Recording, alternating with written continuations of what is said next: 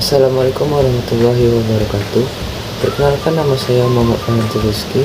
Saya dari Prodi D3 Teknologi Pulp dan Kertas Universitas Riau. Saya Kristian Ivanta Surbakti dari D3 Teknologi Pulp dan Kertas kelas A. Baik, saya akan menjelaskan tentang apa itu biopolimer. Biopolimer merupakan material polimer yang berasal dari alam. Salah satu biopolimer dengan jumlah terbesar yang tersedia di alam adalah selulosa. Jadi, di dalam pohon itu umumnya terdapat 38% sampai 50% selulosa, 23 sampai 32% hemiselulosa, 15 sampai 25% lignin, dan 2 sampai 8% ekstraktif. Biopolimer memiliki kelebihan, yaitu aman dikonsumsi serta mudah rusak secara alamiah, sehingga lebih ramah lingkungan, bersifat antioksida, antimikroba, dapat membentuk penghalang O2, CO2, uap air dan aroma, serta dapat diaplikasikan dengan cara dicelupkan, disemprotkan, dan lain-lainnya. Biopolimer ini memiliki karakteristik dan keuntungan yang berbeda-beda tergantung pada bahan bakunya. Salah satu jenis tekstil manufaktur yaitu woven dan non-woven. Tekstil manufaktur didasarkan pada perubahan dari serat menjadi benang, kemudian menjadi kain, dan sampai akhirnya menjadi tekstil. Woven dan non-woven merupakan turunan produk selulosa dari dissolving pulp. Selanjutnya itu, apa itu woven dan non-woven? Dan apa itu perbedaannya? Woven adalah tekstil yang dibentuk melalui alat tenun dengan benang yang dijalin pada lungsin dan benang pakan. Non-woven diproduksi dengan serat stapel dan serat panjang yang terikat bersama melalui teknik kimia, mekanis, panas, dan teknik manufaktur lainnya. Selanjutnya itu ada dari perbedaan. Yang pertama itu dari bahan. Woven dan non-woven memiliki perbedaan dasar dalam bahasa bakunya, sehingga woven dibuat dengan kapas, wool, sutra, kulit, dan lain-lain. Sedangkan non-woven terbuat dari polypropylen, PIT, viskos, serat akrilik, PVC, dan lain-lain. Selanjutnya itu ada dari proses manufaktur. Proses pembuatan antara woven dan non-woven juga berbeda. Woven ditenun dengan alat tenun dengan menjalin benang lungsin dan benang pakan. Sedangkan non-woven secara langsung mengikat secara fisik. Non-woven tidak memiliki benang pakan dan benang lungsin yang tidak perlu dijalin atau dirajut. Terus, daya tahan. Biasanya, woven tampak lebih tahan lama dibandingkan non-woven, dan produk yang terbuat dari woven memiliki umur pemakaian lebih lama. Tahap pertama yaitu pulper section, yang bertujuan untuk pencampuran bahan yang akan digunakan untuk pembuatan rayon. Pada tahap ini, pulp sheet dicampurkan dengan bahan kimia. Terus tahap alkali cellulose press berfungsi untuk memeras bubur pulp agar dapat memisahkan larutan steril berlebih yang ada dalam alkali selulosa. Yang ketiga, tahap bagging section yang bertujuan untuk menurunkan viskositas. Terus, proses sensation proses yang bertujuan untuk mengubah santat dengan cara dilakukan pengadukan dan didinginkan, yang akan membentuk larutan kuning yang kental atau disebut viskos. Selanjutnya, proses pematangan yang dilanjuti dengan proses spinning yang bertujuan untuk regenerasi antara selulosa yang larut berbentuk viskos dikembalikan lagi menjadi selulosa yang tidak larut. Selanjutnya ada tahap drawing atau cutting yang berbentuk tow. Kemudian tahap crimping yang terakhir adalah proses pewarnaan.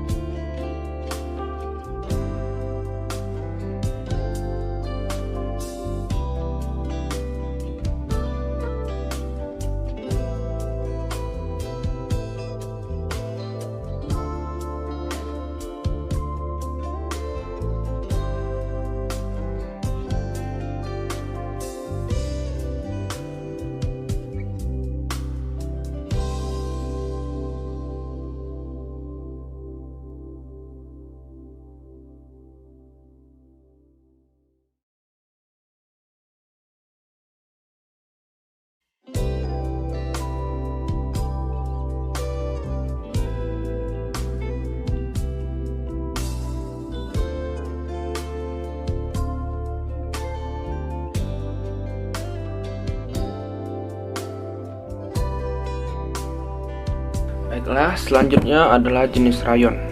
Ada berbagai macam jenis rayon. Nah, yang pertama ada rayon reguler. Rayon reguler ini dipintal dengan pemintalan cara basah. Pemintalan basah ini merupakan proses pemintalan dengan menyemprotkan larutan polimer melalui spinneret yang berada dalam larutan koagulasi. Selanjutnya ada high tenacity rayon. High tenacity rayon ini adalah rayon viskos yang kekuatannya lebih tinggi dari rayon viskos biasa. High tenacity rayon digunakan terutama untuk tekstil industri seperti benang, ban, kabel, kain lapis sepatu, pita, pipa, dan lain-lain.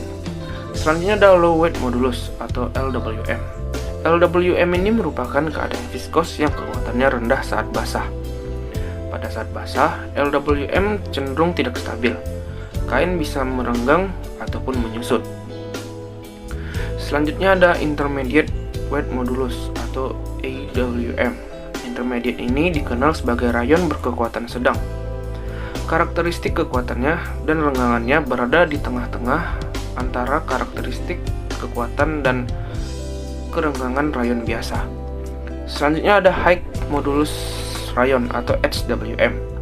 Ini merupakan versi modifikasi dari viskos yang lebih kuat saat keadaan basah. Dia juga memiliki kemampuan untuk mercurize seperti kapas. Rayon HWM ini dikenal sebagai rayon polinosik. Serat polinosik stabil secara dimensional dan tidak menyusut atau ditarik keluar dari bentuknya saat basah, seperti kebanyakan rayon biasanya. Selanjutnya ada high strength high elongation.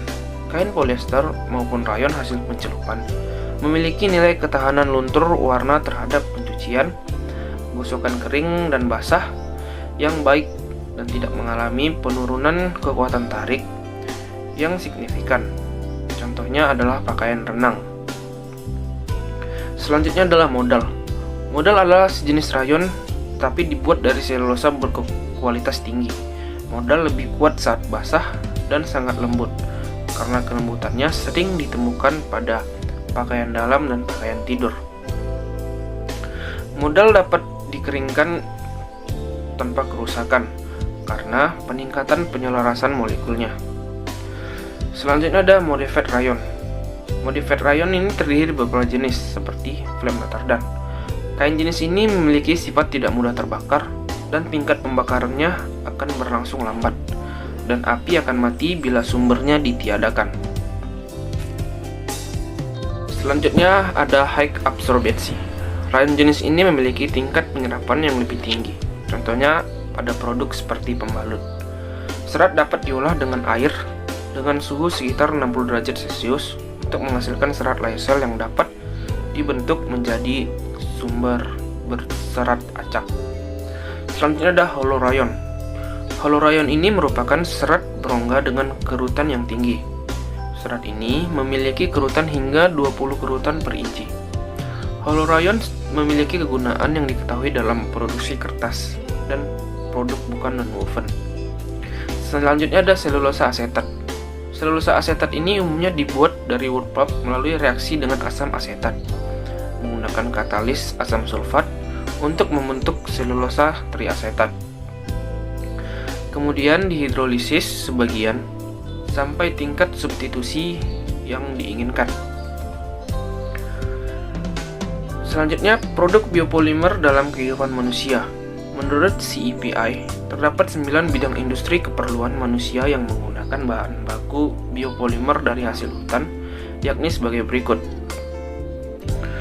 Nah, yang pertama ada bidang transportasi.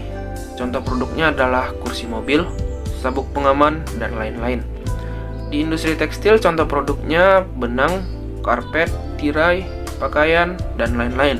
Sementara di bidang komunikasi ada produk seperti kertas, pensil, pena, dan lain-lain. Untuk bidang kesehatan dan kebersihan, contohnya ada tisu, kosmetik, deterjen, dan lain-lain. Untuk bidang rekreasi ada kaset, peralatan kemah, dan lain-lain. Untuk di rumah, ada produk seperti cat, perekat, dan lain-lain. Di bidang makanan, ada pengawet makanan, botol air minum, dan lain-lain. Di bidang lingkungan hidup, ada bahan kimia untuk pembersihan air, flokulan, dan lain-lain. Di Sementara di bidang industri ada pengolahan air boiler dan penghambat korosi. Sekian dari saya, terima kasih.